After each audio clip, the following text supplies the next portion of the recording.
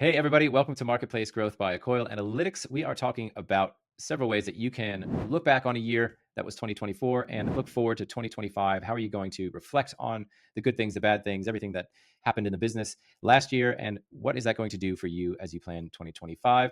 We're going to get into those four things right after the intro.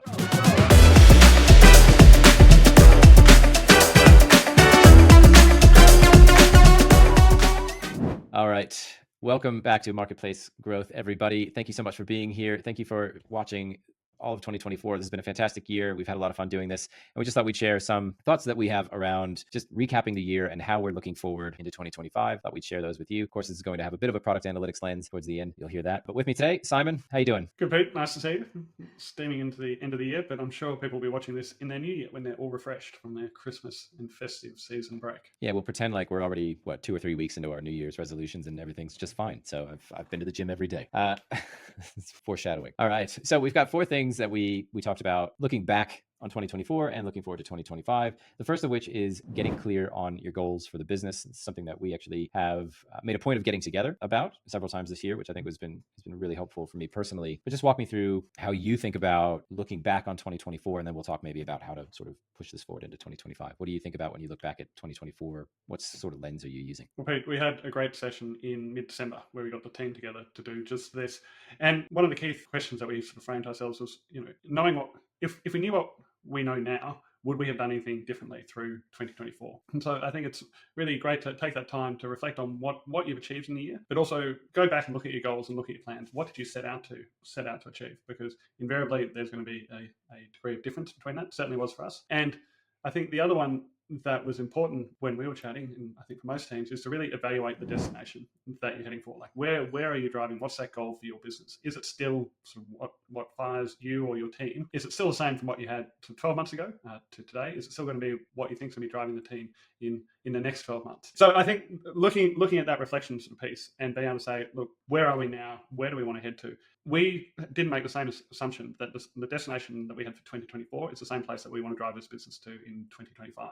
So there have been new opportunities, there have been some challenges. So I think December, January is a great opportunity to have that reflection to decide what still gets you and the team up in the morning. Yeah, for sure. And I think, like you mentioned, that the team getting together in December, I think that was the biggest takeaway that I had, was that we didn't pivot entirely. There wasn't a huge change, but we definitely got a lot more clear on what's going to change from year to year and what those goals look like and how the team can then support that. And I think to me, that was one of the most clarifying parts of that planning process, was just making sure that we're all aligned. This is the direction that we're heading and getting everyone behind that. So yeah, great opportunity to do that. I like the start, stop, continue method. And I think just real quick, Simon, you brought a way of talking strategy that I thought was really helpful. What was that? Could you just give me what the shape of that was? Because I thought it was really helpful looking at top down. Before you get to tactics, you have to focus on strategy, but the way that you worked us through that was super helpful for me. So we take a version of Richard Rumelt's approach to strategy. So really being very clear, and our reflection was cut to this.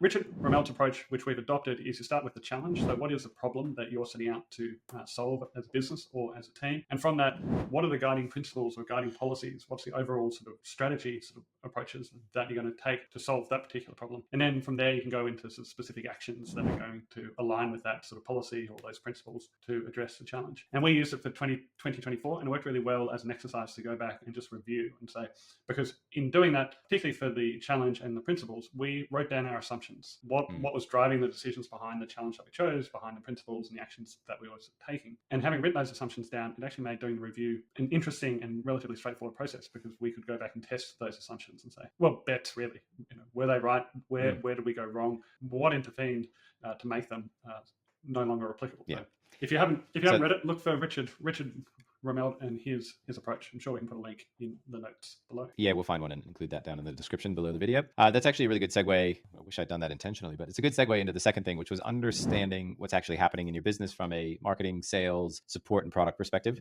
And that approach to looking at strategy all the way down to the tactics, I think actually made it very clear what had happened, what worked, what didn't, and then what we were going to do to then move forward into 2025, and really forced, as you said, that reflection back on the year. This is something that we set 12 months ago. Did we hit the timelines that we thought we'd hit? Did we accomplish what we thought we'd hit? Sometimes yes, sometimes no. And to me, that was really helpful in looking forward. And I think I also just like setting realistic timelines for things too, where some projects didn't get off the ground, and that's actually okay, because it turns out in hindsight we didn't need to do them, or things just took longer, and that's fine too. But so that's the second thing, is just really getting a good grip on what is happening in the business so that you can prepare for these planning sessions. And then one of the points that you put here in that, Simon, is facilitating transparency. And do you think that went well with the team this quarter that we did this? I think it went well within the session, but one tip would be to get people to do that reflection before they come into the meeting. Put it onto a page. Actually, just document it, because it's all very well to put it into a meeting, but if you're trying to reflect on it 12 months down, like I said, having our assumptions written down was incredibly useful. I think having that and using that framework of start, stop, continue with your last year's plan or the current year's plan is a really useful sort of record to keep at the end of it. And it's not, I never think of it as like a pass-fail type of things. There are just lessons that can be learned. And if you don't capture those lessons, whether you're in that same role or the team tries to do the same thing in a few years' time, just having a record of why or why not something worked is really valuable. Moving on to the third thing we have here, and still related to that and kind of covered in that strategy session, was getting clear on the challenges that the business is going to face. So what do you see coming down the road? This can be kind of hard, right? Because markets change. It's not like nothing's going to change between now and January necessarily, but how did in your head, how do you sort of envision coming up with these challenges? What do you see from maybe market perspective, product perspective? Like, what are you looking at before we went into that session talking about the challenges? One of the challenges I want to make happen, is true now for every SaaS business out there, or particularly every B2B business, is compliance. And it was one of the things that sort of, whether it's the SOC 2 compliance, it's ISO, GDPR, the level of compliance is only increasing, particularly in the enterprise and B2B space. So one of the challenges that and it's really just a tax, it's something you have to do just to be able to play in the B2B game, is making time or allowance for those certification processes. Everyone's going to get re-audited if they're doing SOC 2. You need to allow that to happen. You need to allow time for that to happen. You've got to, that's going to have an impact on every team. So, and it's not just SOC 2, it's your finance, it's if you're raising money. And I think one of the challenges is that we can too often in this strategic planning just focus on the product and the marketing, which are obviously critical, but do make sure you take time for the business and also the team. Like, how are you going to get the team together, build the team, make it a great place to work so that they can build great product and remain committed over the long term.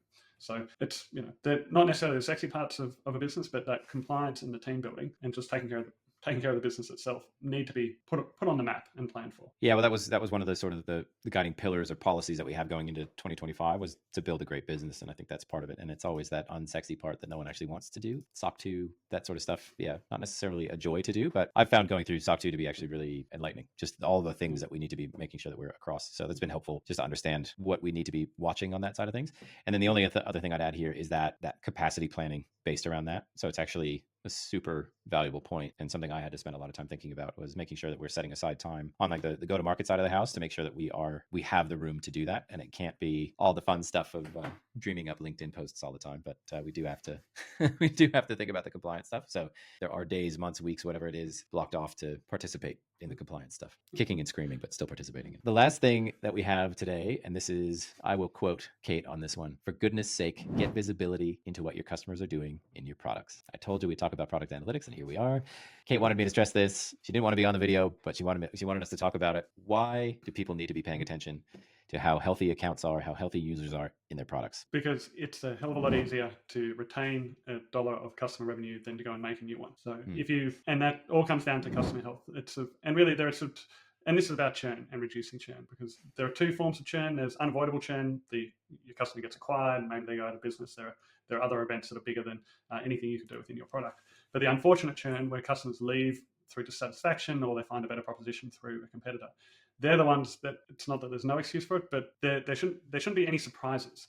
You should know who your customers are, who's at risk of churn. You should be reaching out to them and trying to get them to re-engage with the product, or having a discussion around what part of your product or the value that you can deliver they're not seeing. But I would say for 2025, there's really no excuse to be surprised by unfortunate churn. I'll just add to that, like, if you do have unfortunate churn, I don't know, the way that the way that Kate and I talk about this often is that, yep, it can sting, but it's also, you can always improve it, right? And so if you're starting from a churn number that you're not happy with, just make it better. And I know it's easier said than done, but one of the best ways to do that is to actually understand how people are using your products. So again, I'll reiterate from Kate, for goodness sake, understand what people are doing in your products in 2025. All right, so that's it. We've got 4 things that we were talking about and reflecting on for 2024, using those to look forward and plan a great year in 2025. We touched on things like getting clear on your goals, understanding what's happening in your business, seeing what challenges are coming down the pike at you, and then of course that last one there, understanding what customers are actually doing in your products, because if you're in B2B SaaS, that is in fact the lifeblood of your business, is knowing how people are engaging with your apps. Anything you'd like to close us out with, Simon? Any last words or thoughts on this? It's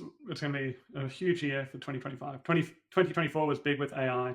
The opportunities that are coming for new businesses and for businesses to be able to grow is huge. So it'll be a great journey, and we're looking forward to being on it with all of our listeners, viewers, and customers. Thanks so much, everybody. Happy New Year at this point, and we'll see you in 2025.